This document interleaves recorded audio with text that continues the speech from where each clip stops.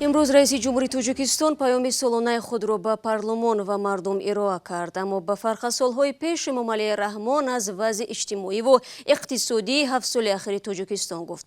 Ҳарчанд раиси ҷумҳури кишвар аз беҳбуди вазъият дар ин давра тавсиф кард, аммо мунтақидони ҳукумат мегӯянд мушкилоти иҷтимоии мардум дар ин солҳо зиёд шуд.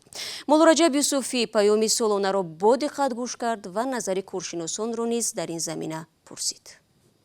эмомалӣ раҳмон дар паёми худ ба парлумон рӯзи 26 декабр аз низоми бонкӣ дар кишвар интиқод намуд, ба вазъи илму маориф дахл кард ва аз коҳиши муҳоҷират ба Русия хабар дод.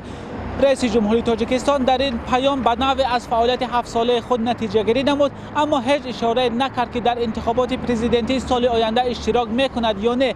امامعلی رحمان تنها به انتخابات پارلمانی روز 1 مارس اشاره کرد و از مقامات خواست به کار کمیسی‌های انتخاباتی دخالت نکنند.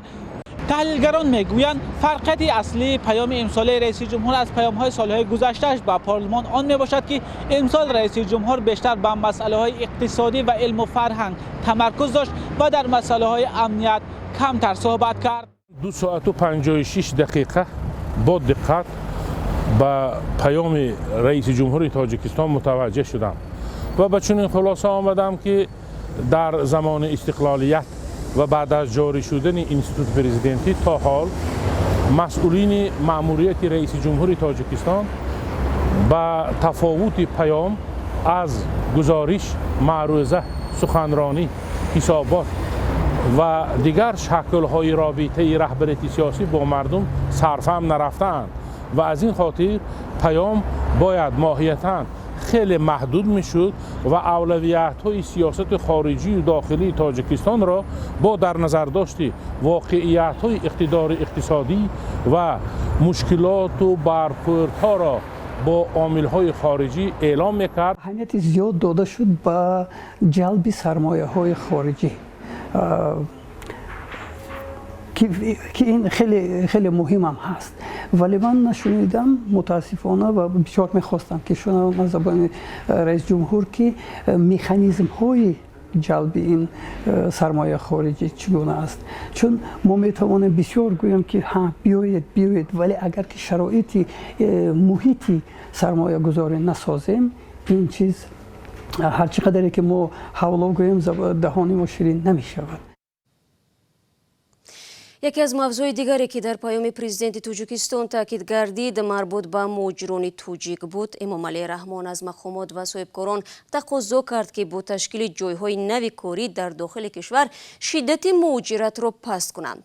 در عین زمان پرزیدنت توجیکستان گفت که شماره مهاجران در روسیه تا رفت کمتر می شود. موافق معلومات آماری سال جاری شماره شهروندان ما که بیرون از کشور فعالیت مهنتی دارند قریب 60%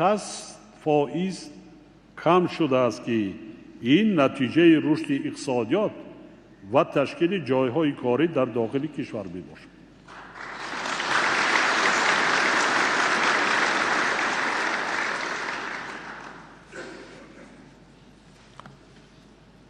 شماره از همه زیاد مهاجران مهنتی ما با سال 2010 رسمیت که 1,100,000 نفر را تشکیل میکرد.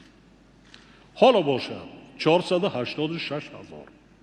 من این رقم را قریب در وقتی سفری رسمیم با روسیه در کنفرانس مطبوعاتی بیان داشتم. در آنجا من بیان داشتم که 520,000 مهاجرین مهنتی داریم.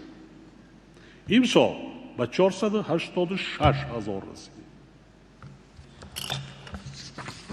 ولی این نشان دهنده حالا هم قانع کننده نیست.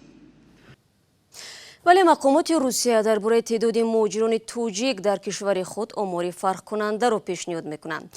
همانگونه که امامعلی رحمان یادآور شد، ماه اپریل در مسکو با پرزیدنت روسیه ملاقات داشت. ولادیمیر پوتین در نطق خویش گفت بیش از 1,200,000 شهروند توجیکستان در روسیه کار و زندگی میکنند و پولهای فرستادهشان یاری بزرگ برای عائله‌هایشان است.